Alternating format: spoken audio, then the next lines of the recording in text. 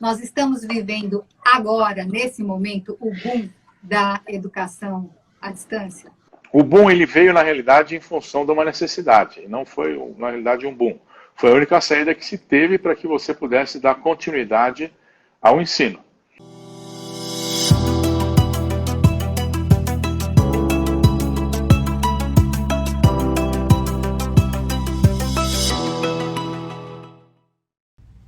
Estamos chegando. Stavros, onde andas tu? Eilo. E aí? Eilo, Tudo bom? Como Boa vai? noite. Tudo bem? Bem, tudo em ordem. Tudo em ordem. E nós aqui do Liceu de Educação, Inovação e Tecnologia, na longínqua Adamantina, no Oeste Paulista, Márcia Fonseca e eu, felizes hoje por poder falar de um tema muito caro. Um tema que, depois de muitos e muitos séculos, nasce lá na antiga Grécia, na antiga Atenas, no século de Péricles, segundo Heródoto, que ele não tenha mentido. E um filósofo pós-socrático e pós-platônico, chamado Aristóteles, cria o Liceu. A gente gostou disso, do método peripatético de caminhar conversando nos jardins, com os mais diversos temas. A educação aristotélica era a paideia, que consistia no trivium e no quatrivium, todo o conhecimento enciclopédico que o homem devia ter durante sua existência. O trivium, a gramática, a retórica, a filosofia, e o quatrivium, mentes boas, como a do Stavros, para fazer a aritmética, a geometria, a música, a astronomia. E os séculos se passaram e hoje, gerações e gerações pós-Aristóteles, da antiga civilização helênica, temos aqui um digno representante, Stavros Xantopoulos, berço helênico de civilização e cultura, que vai conversar conosco hoje sobre as mudanças na educação, mais especificamente na educação à distância, que vem atropelando aí em cima dessa pandemia, encurtando as distâncias que a gente imaginava em termos temporais, que ocorreriam dentro de 2 ou 3 anos. Mas, tipo assim, quem vai falar conosco hoje sobre isso, é um expert no assunto, é ele, Stavros Xantopoulos, e eu lhe dou um tempo breve para você sumariar o seu currículo, tipo 2h30, que é o que deve bastar para sintetizar. Então, não precisa de tudo isso. Aqui no interior, Stavros, quem é você na fila do pão? Muito bom. Boa noite, Eduardo. Boa noite, Márcia. Obrigado pelo convite. É sempre um prazer poder interagir e falar sobre educação, né, com aqueles que se preocupam em fazer com que a educação seja exatamente o que você colocou, né? Só por curiosidade, os colégios na Grécia são chamados de Lykios, né? Lykios. Então, isso vem e permanece dentro desse contexto, né? Bom, Eduardo, eu praticamente trabalho com educação 24 horas por dia, hoje em dia, né? Apesar da minha formação básica ser de engenheiro, sou engenheiro de produção, né? Mas pode-se dizer que de 2008 para frente eu virei um gestor educacional e alguém preocupado realmente no papel da educação como instrumento de transformação do ser humano, né? E na parte que você mencionou de educação à distância, eu atuo na educação dita à distância, né, desde 1994, onde a gente, de forma bastante precursora de um país e talvez uns de vanguarda, né, em termos de trazer educação via internet desde essa época que originou a minha experiência. E desde então, eu diria para você que hoje eu me preocupo com a educação, independentemente dela ter os componentes que trazem esse processo de educação à distância, né? Então, além disso, eu também fui professor universitário e também coordenador, gestor, etc., de todas as áreas não ambiente universitário, de graduação, pós, seja lato sensu, stricto sensu, educação continuada, educação corporativa. Então, já perfiz todo o caminho do escopo educacional que existe no ensino superior, né? Mas, e como eu te disse, bom, também frisando, mais recentemente me preocupo muito como que a gente pode implantar sistemas educacionais para transformar o mundo e mais especificamente o país, né? Então, é isso. Não precisa de 2 horas e meia, não. Foi bem, mandou bem. Muito bom, professor. Márcio Fonseca. Então, seja muito bem-vindo aqui à nossa live. Obrigado, Márcio. E eu quero fazer uma primeira pergunta, que é o seguinte. A educação à distância, ela já existe há muito tempo. Antigamente, a gente dizia que era curso por correspondência, né? E agora, com a internet, essa modalidade se popularizou, mas, ao que parece, o grande boom da EAD estava sendo esperado para daqui, talvez 1 ano, 2 anos, um pouquinho mais, né? Um pouquinho menos. E, em função da pandemia, mais investimentos e tudo foi meio que antecipado. Então, eu quero perguntar o seguinte: nós estamos vivendo agora, nesse momento, o boom da educação à distância? Na realidade, Márcio, o que você colocou inicialmente é muito interessante, porque a única forma de educação à distância que existe ainda seria curso por correspondência propriamente dito. Olha aí, interessante. Por quê? Porque ela conecta os pontos via correspondência. Então, determina uma distância entre o produtor e o receptor do conteúdo, e a comunicação entre o produtor e o receptor tinha uma distância, que era interligada pelo correio. Nem curso por correspondência hoje é dessa forma, porque provavelmente usa-se e-mail, WhatsApp, etc., para tirar dúvidas e coisas desse tipo, tá certo? Então, hoje, quando a gente olha para o EAD, esse talvez seja o item mais crítico que eu enxergo da gente colocar esse termo à distância, que já cria esse processo. Então, hoje, já há muito tempo, no mínimo 10 anos, a gente já vive algo que eu denomino de educação por aproximação digital. Perceba que eu mantive o EAD, né, educação por aproximação digital, e aí quando a gente fala isso, a gente rompe todo esse processo de distância, né, e realmente a gente percebe que agora a distância efetivamente está zerada, né? Esse é o primeiro ponto. Quando você fala de boom da EAD, na realidade a gente levou um susto com a pandemia, né? Então, o primeiro elemento é esse. O boom da EAD vem acontecendo. Se a gente pegar, por exemplo, o ensino superior, as matrículas vão crescendo em relação à educação à distância e em relação ao presencial. E se a gente fizer um balanço, provavelmente os números oficiais devem mostrar em torno de 40% das matrículas no último censo que tivemos. Porém, se você excluir os cursos como Direito e Medicina, e que não tem a modalidade de educação à distância como é estabelecida pelo MEC, né, você vai ver que isso chega a quase 50%, né, e já vai ultrapassar. Então, isso já vinha acontecendo. O boom ele veio, na realidade, em função de uma necessidade, não foi, na realidade, um boom. Foi a única saída que se teve para que você pudesse dar continuidade ao ensino. E é interessante, porque durante a campanha presidencial, eu fui um dos responsáveis por gerar um plano para a educação desse país para o candidato, nosso presidente atual, Bolsonaro, e nessa época eu fui crucificado quando eu falei que a gente deveria introduzir a tecnologia na educação básica também, e obviamente introduzir ela de forma adequada, né? E fui trucidado pelos oponentes na época, dizendo que eu ia acabar com a escola, eu ia acabar com o professor, eu ia acabar com o zelador, com a merenda e tal. E vocês percebem que eu não acabei com nada, mas o vírus acabou, né?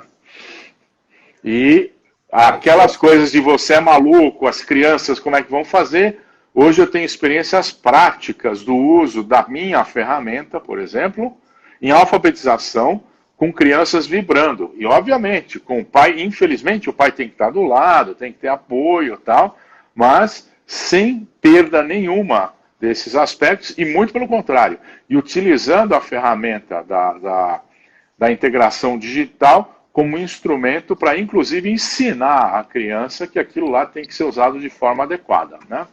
Isso, não, obviamente, carece de estudos pedagógicos, etc., e não é assim que se introduz a educação, a EAD, né, no processo. Então, o que aconteceu é que a gente está vivendo isso, estamos criando uma consciência em torno do uso da tecnologia para o que diz respeito ao aspecto de ensino e aprendizagem no geral, não só no ensino superior, em outras áreas, né? E agora a gente tem uma equação diferente de como vai ser depois da pandemia, que eu espero que a gente explore isso um pouquinho ao longo da nossa discussão aí, né? Porque realmente... volta lá. Eu quero voltar lá, que tem muita coisa para explorar. Mas eu quero aproveitar a sua visão histórica da educação, não é? O seu conhecimento profundo. Você sabe, eu sou roqueiro, então, vez por outra, eu vou buscar frases interessantes nesse mundo, que é um mundo absolutamente da contracultura. E o Keith Richards, do Rolling Stones, dizia que nunca deixe uma verdade estragar uma boa história. A boa história a educação veio para o Brasil, você falou agora há pouco, erradicar o analfabetismo, melhorar a condição de vida do povo brasileiro, elevar a condição do próprio país, né, ao nível de desenvolvimento. A verdade é que a educação veio para o Brasil para o sarau das 5, para o chá das 5, para a elite.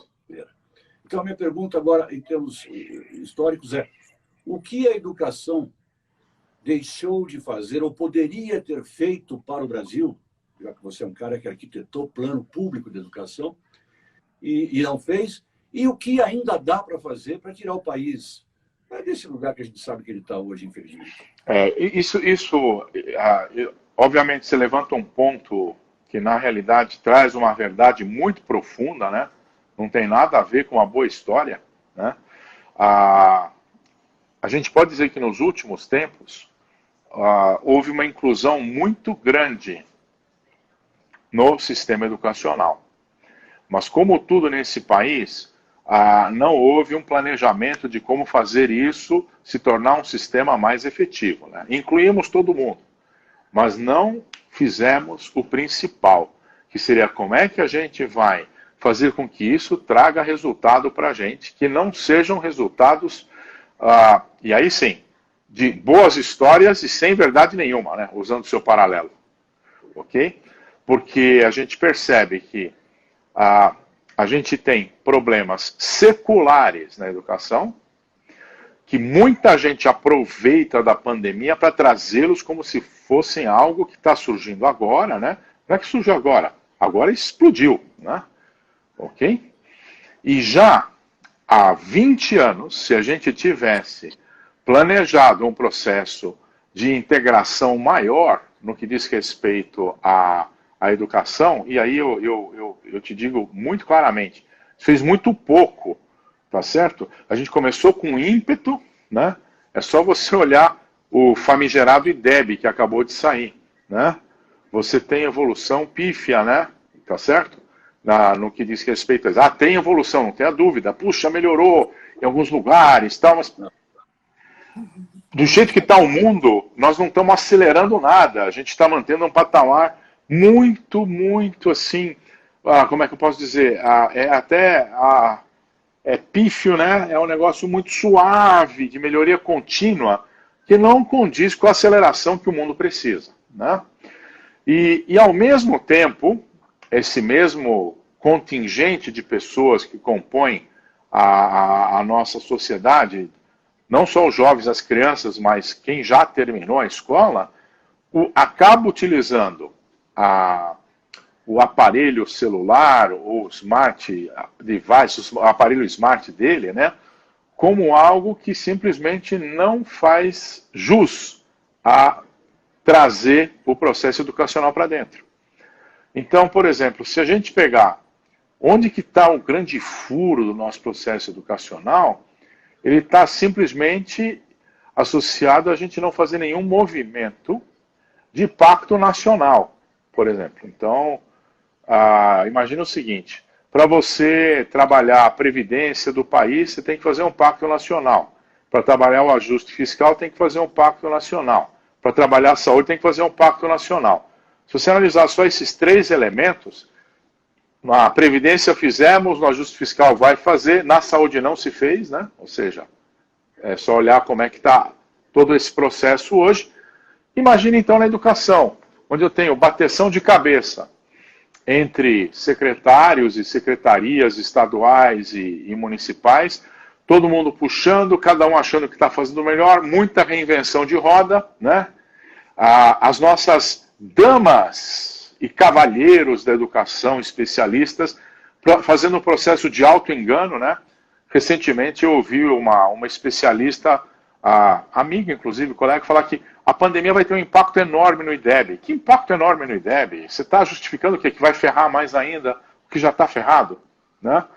E quando eu olho para quem está projetando educação no país, é só ver o que aconteceu na pandemia. Não teve protagonismo do MEC. Uma ONG liderou as discussões que geraram as discussões em torno da legislação de emergência, em relação a notas técnicas, etc., etc.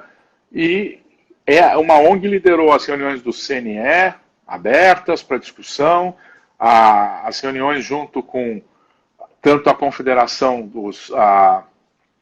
dos secretários municipais, quanto dos secretários estaduais, e assim sucessivamente. E aí leva-se tudo isso dentro de um pacote que tem interesses, não tenha dúvida nenhuma. Eles dizem que estão se baseando o tempo todo em evidências, fatos e dados, etc., e pesquisa, mas estão sim olhando para o retrovisor.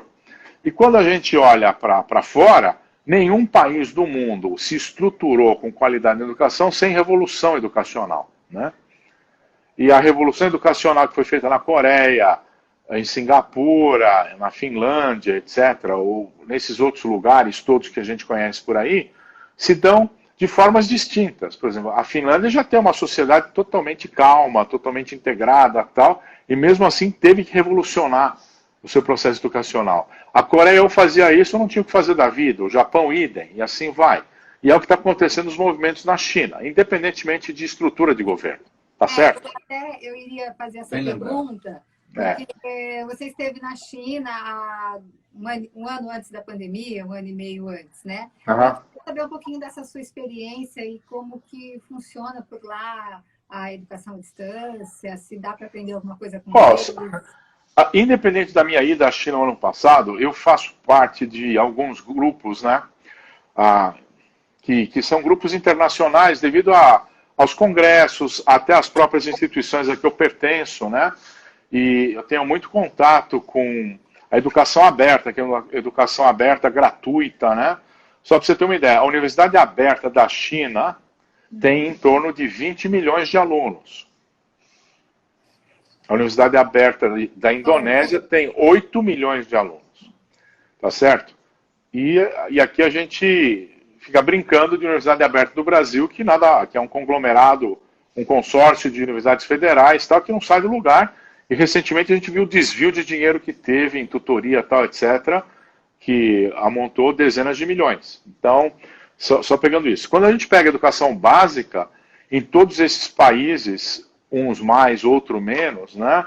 Podemos pegar o Japão, que não é um país tão impositivo em termos de estrutura de governo como a China, né?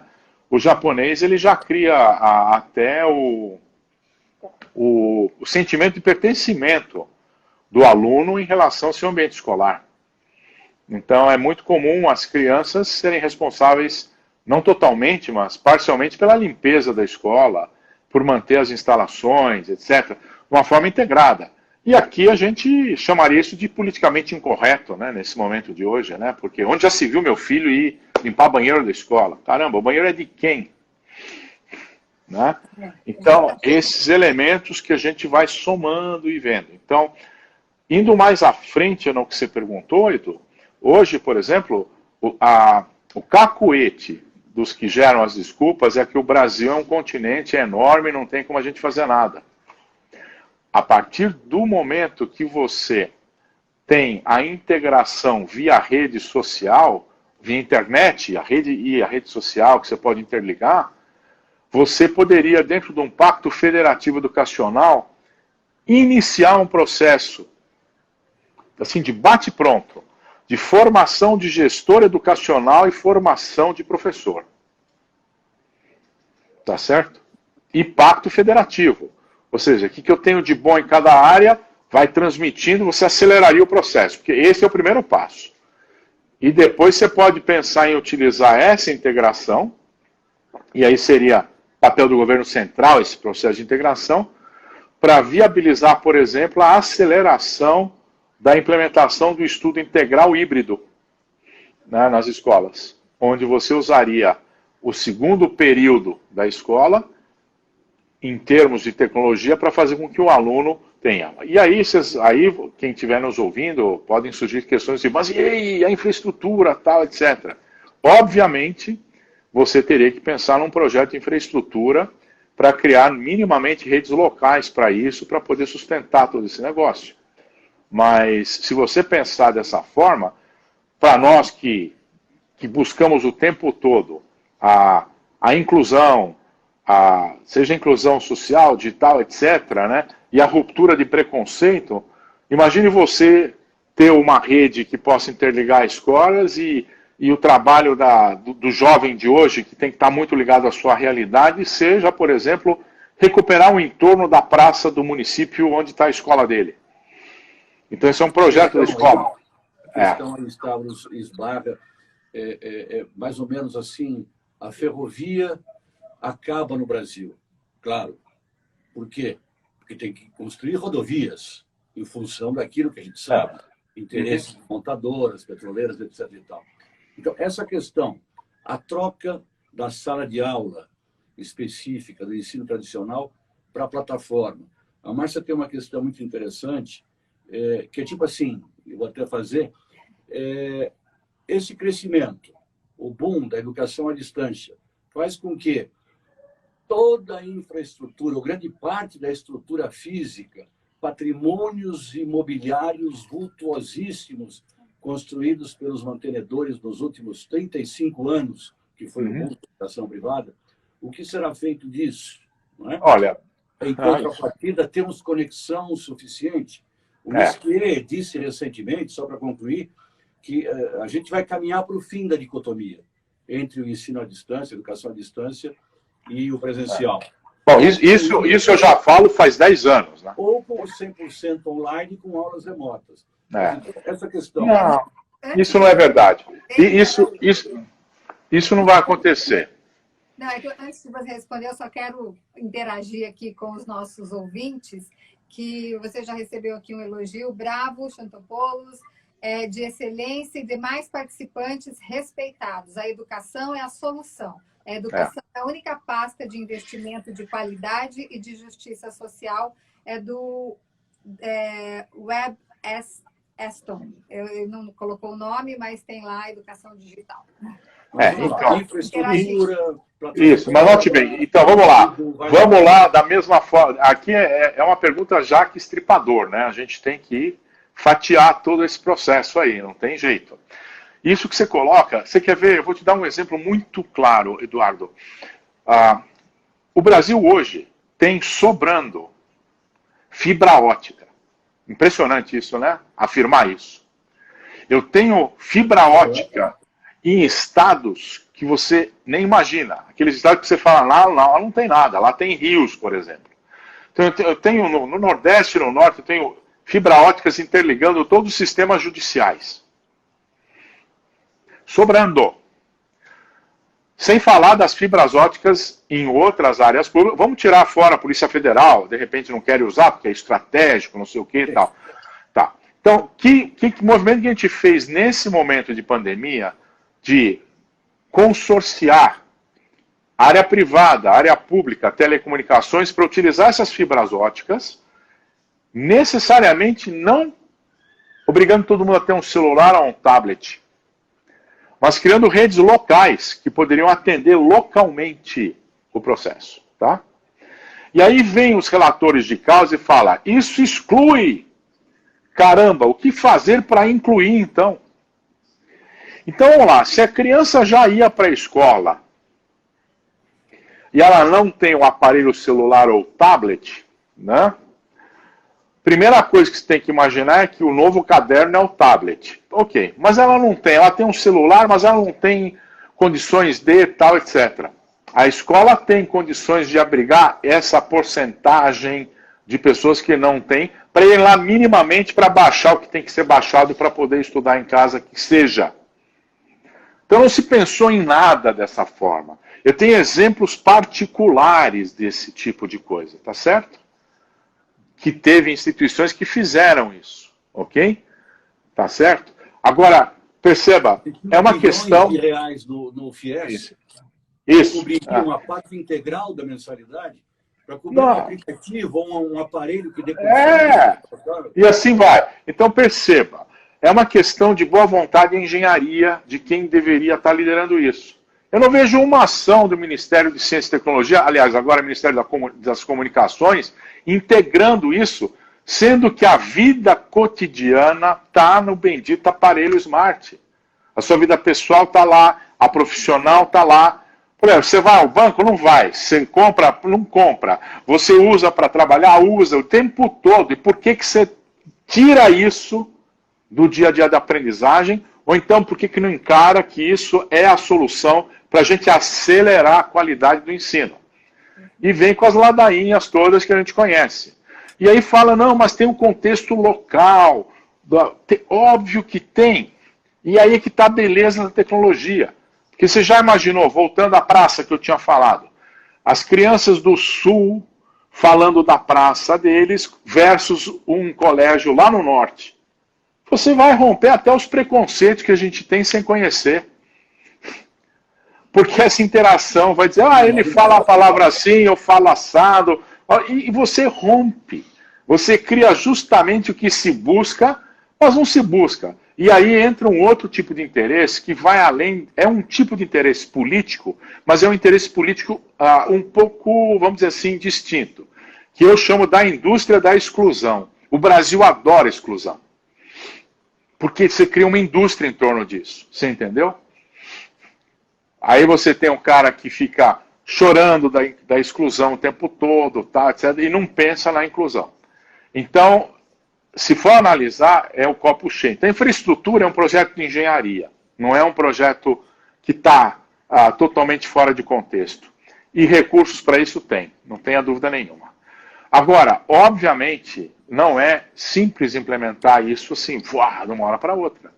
Esse processo levaria, até ter massa crítica o suficiente, levaria uns 2 anos, por aí, mas seria algo que poderia ter um prazo de... Em 8 anos já termos resultados palpáveis, em 20 anos ter melhorado sobremaneira. E vamos lá para a parte física, todo mundo investiu, fez, etc.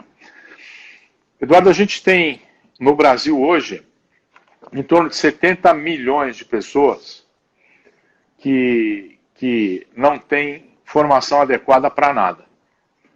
Então, você também precisa rever a estratégia de como usar seu lugar físico, né? Então, tem que pensar numa estratégia de qual escopo que você quer atuar. Ou seja, hoje eu participei de um debate que uma das perguntas é como é que voltam as aulas depois da pandemia? E eu perguntei, aí a minha resposta foi a seguinte, você quer que eu responda como gerente operacional ou como dono da instituição? Porque, né, são duas respostas totalmente distintas, né? E tem um outro agravante no ensino superior.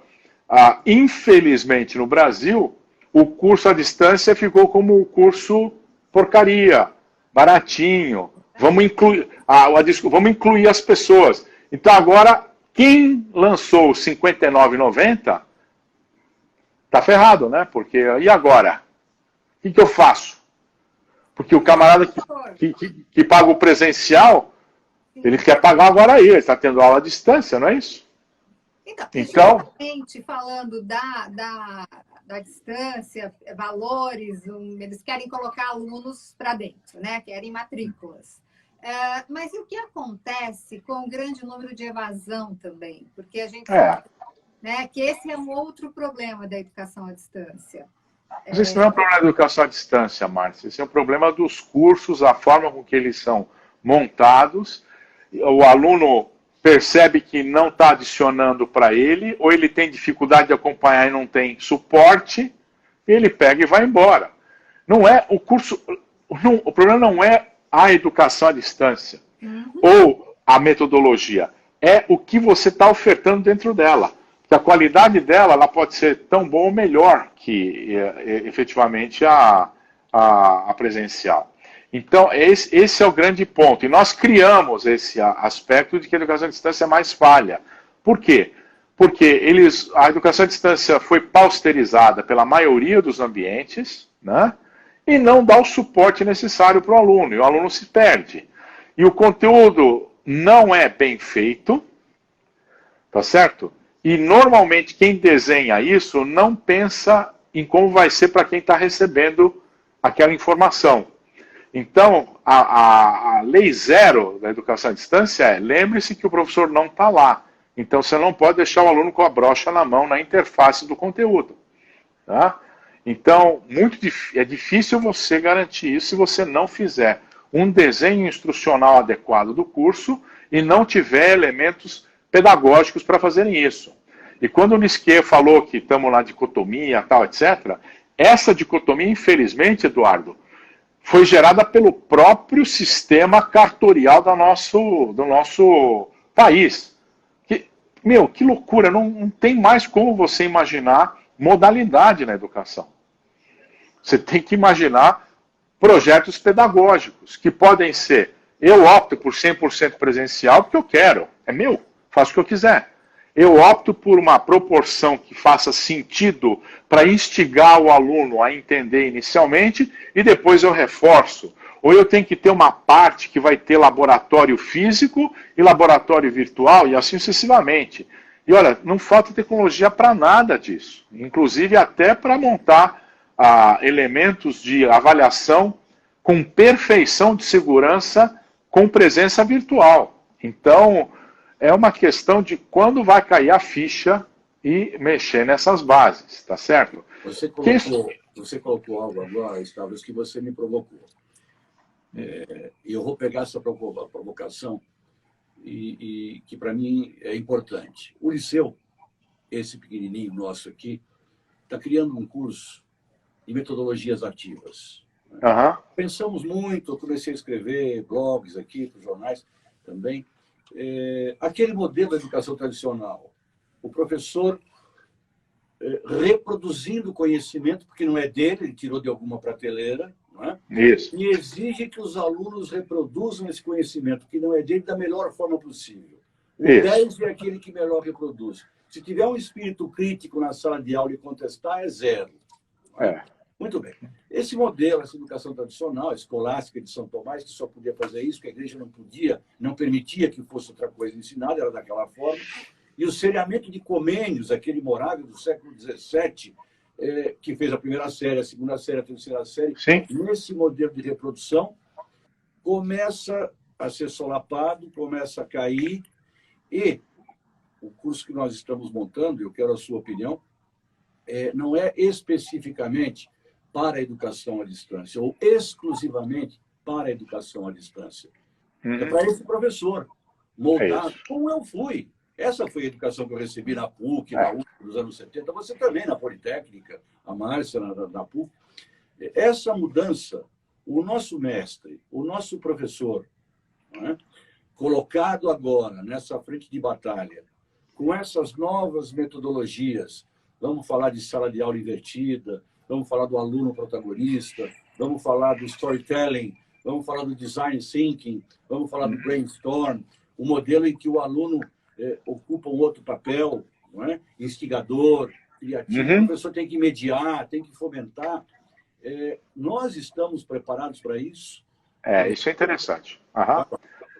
Então, isso que você colocou é interessante. O Comênios, Eu tenho uma frase dele que eu coloco em algumas apresentações e falo, quando é que foi dito isso? E aí o pessoal fala, agora recentemente, isso deve ter sido o Steve Jobs que falou, etc. Né? E o Comenius, ele tinha como princípio o seguinte, que os professores deveriam ficar quietos e dar mais chance para os alunos serem mais ativos na aprendizagem. Então o que acontece? Você tinha uma restrição, tudo isso que você colocou, que virou palavra de moda, né? Aliás, os americanos são fantásticos em fazer esse marketing. Design Thinking, o que é? Design Thinking nada mais é que a teoria da qualidade total redesenhada, ok? Então, você pode ter certeza disso. Então, para nós, isso não é pouco. Eu sei disso, mas note bem, o que acontece? A gente tinha um problema que era um problema de conteúdo, Eduardo. Então, como é que eu posso fazer com que o garoto pense e tal, etc., enquanto ele não tiver esse conteúdo assimilado? E depois, quando ele saía para a profissão, aí é que ele ia aprender esses elementos todos aí de questionamento e tal, etc. Por quê? Porque o professor não cumpria seu papel de instigar o aluno dentro da sala de aula para isso, porque na universidade ele não tinha saco, porque afinal de contas ele está preocupado com a pesquisa dele. E os alunos são um bando de pentelho que tomam seu tempo, tá certo? E quando você fala, por exemplo, em sala invertida, eu lembro muito bem, o sistema brasileiro de ensino é tudo menos sala invertida, né? Eu estou copiando o que o professor põe na lousa, tal, e a maioria dos professores às vezes copiavam na lousa o que já estava na apostila. Né? É criminoso isso, né? Aliás, a minha turma de jogador de truco e de pôquer, que eu jogo pôquer com eles até hoje, uma vez por mês, agora estamos jogando uma vez por semana, né? Foi justamente que o professor de mecânica copiava os desenhos, inclusive, que estavam na apostila na lousa, tá certo? Com giz e transferidor e tudo. Então, não vou perder meu tempo aqui, vamos jogar cartas, né? Porque era no meio da tarde, porque se fosse no fim do dia ia embora, né? Estudo sozinho. Mas a sala invertida, eu me lembro muito bem, quando eu estudei no exterior, a sala invertida era o método deles lá, sempre foi. Porque vinha um professor titularzão e falava, essa semana nós vamos explorar os conceitos X, tal, tá aqui a bibliografia. Até semana que vem. Então aí, inverteu, né? Só que naquela época tinha telefone fixo, os colegas e a casa do cara que a mãe fazia o melhor lanche para a gente se reunir para discutir. Tá certo? Então, sala invertida, é novidade tudo isso? Não, não tem novidade nenhuma, eu te garanto. Tá certo? A novidade está que você acelera o processo e permite algo fantástico, porque o conteúdo está na internet. Então, ao invés da gente repetir o que um camarada falou, você vai lá e acha um filme dele falando originalmente aquilo hoje. Tá? Então, isso acaba com a invenção de professor. Okay? Então, o que acontece? Eu tenho que curar conteúdo, isso que é o mais importante. Qual é o papel da instituição? Trazer o conteúdo curado, sabendo que aquilo respeita os valores da instituição, os valores epistemológicos que você está buscando, etc. Então, eu vou lá nesse aterro sanitário da internet, né, e puxo os diamantes, puxo os anéis de ouro que eu preciso, ou seja, acho as joias lá no aterro sanitário. Ok? E aí, obviamente, que muda o perfil. O professor, e isso, olha, já há tempo se fala isso, o professor, ele nada mais é que o grande catalisador do conhecimento, né? No sentido de fazer com que se trabalhe aquilo pelos alunos, né? Então, ele deve instigar o aluno tem que protagonizar o seu aprendizado, não é isso? E a consequência disso é você criar redes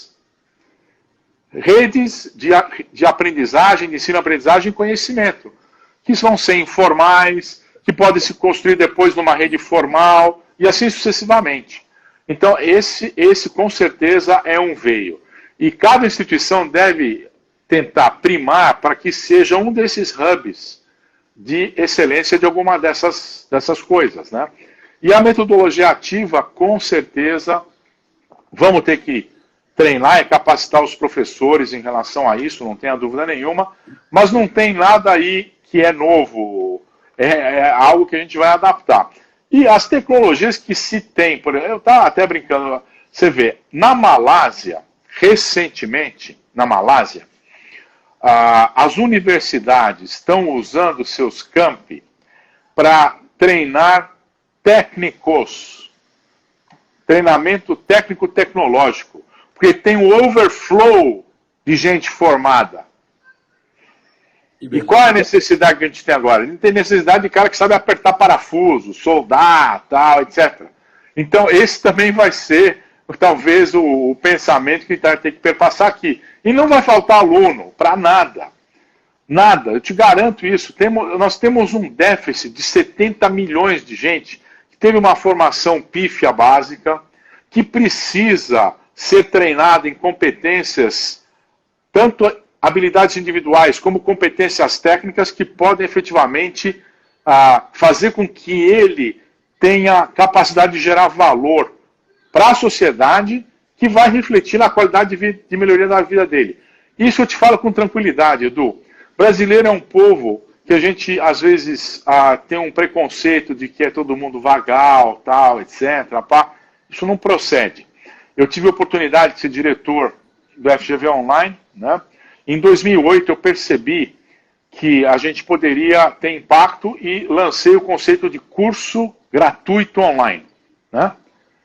E, ó, em 5 anos teve mais de 30 milhões de acessos nos cursos lá, né?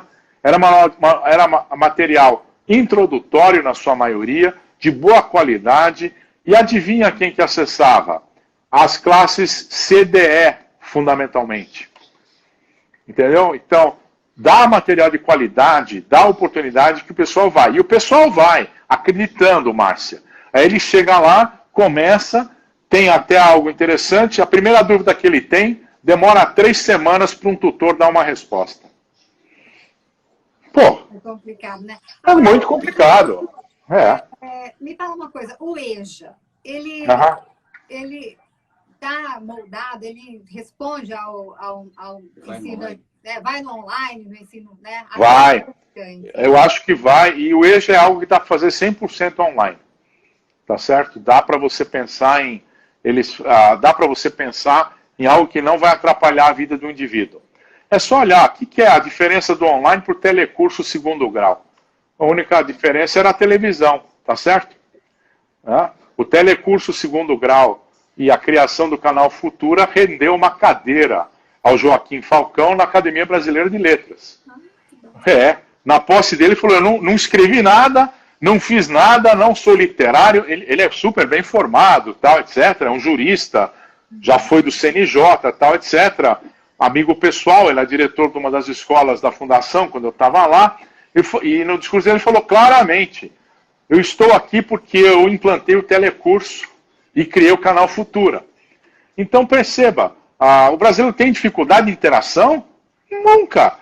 É o povo um dos povos mais televisivos que existe no planeta. Tá certo? O estado do Amazonas usa muito bem a televisão para alavancar conhecimento, tal, etc. Né? A Universidade Federal do Piauí percebeu isso, criou cursos via satélite, tinha 110 mil alunos de cursos à distância no meados das décadas de 2000, lá, 2006 a 2011, mais ou menos, tinha 110 mil alunos de cursos via satélite. Então, eu lembro até de ribeirinhos e índios se formando em educação física via televisão. Né? Um negócio interessante. Você tocou, de uma forma geral, algumas vezes, de forma provocada, né? Viemos lá a educação da Grécia, viemos passando a chegada da educação no Brasil, boas notícias, nem sempre verdadeiras, a falta de políticas públicas, migração de matrículas presenciais para online, a perda ou a dificuldade agora do rearranjo do império imobiliário criado pelas mantenedoras, as novas plataformas digitais, as metodologias ativas. E aí falamos de EJA, né, para uma determinada classe, falamos da modalidade híbrida na graduação, falamos que pode ser online total na pós-graduação. E a educação corporativa, que no Brasil talvez ainda não tenha atingido o nível que atingiu, evidentemente, em Norte América e alguns países da Europa e asiáticos.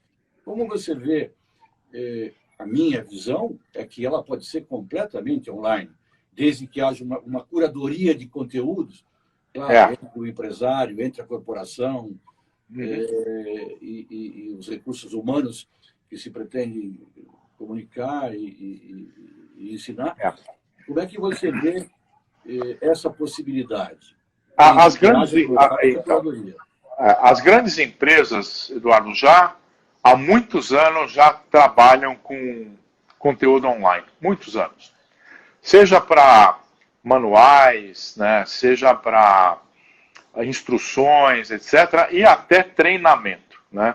Então, para grandes empresas, inclusive aquelas que formaram universidades corporativas, tal, etc., uma boa parte do conteúdo é online. Eu tive a experiência com diversas formações de universidades corporativas e desenho de trilhas de conhecimento, onde muito, eu diria para você, sem errar, no mínimo 50% era tudo com tecnologia. Então, as grandes empresas já têm esse cacoete. O que a gente percebe hoje, e isso deve acelerar, é que existem muitas áreas vamos dizer assim, no lado empresarial, de pequenas e médias empresas, né, que percebem que se eles conseguirem educar o seu cliente ou aquele que faz parte da sua cadeia, eles podem crescer e acelerar a venda do seu processo. Então, isso vai desde a aplicação de serviços, né, ou de produtos, até de coisas mais sofisticadas, onde você pode promover, por exemplo, para a base daqueles que distribuem seu produto, educação básica de como, por exemplo, gerir seu caixa, como organizar seu estoque, tá certo? Como fazer atendimento de cliente e assim sucessivamente, né? E eu tenho visto iniciativas super interessantes, onde o pessoal se aventura mesmo e faz aqueles vídeos no YouTube, vai distribuindo e está fazendo isso, e você percebe que não precisa de muito cacuete para fazer isso. É algo natural. Então aí tende justamente ao que você falou.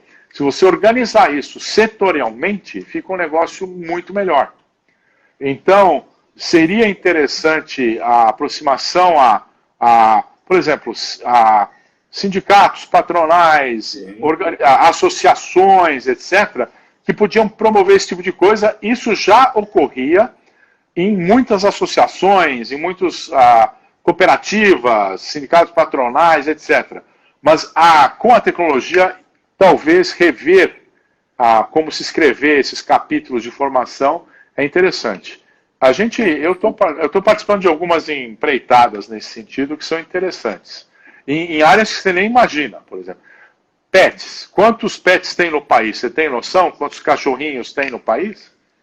Qual a população de cachorro pet, né? Não vira-lata. É nem ideia. Então, 150 milhões, tá certo? De pets. Tá certo? E aí, quando você vai quebrar isso, tanto de cara, você não imagina, tem passarinho pra caramba por aí, gato, cachorro e tal. Imagina esse mercado aí, por exemplo, você tem N elementos para instruir, para fazer, etc. Estou dando um exemplo só. E daí vai, né? Você tem... A minha questão é o seguinte, sobre plataforma, quer dizer, tudo isso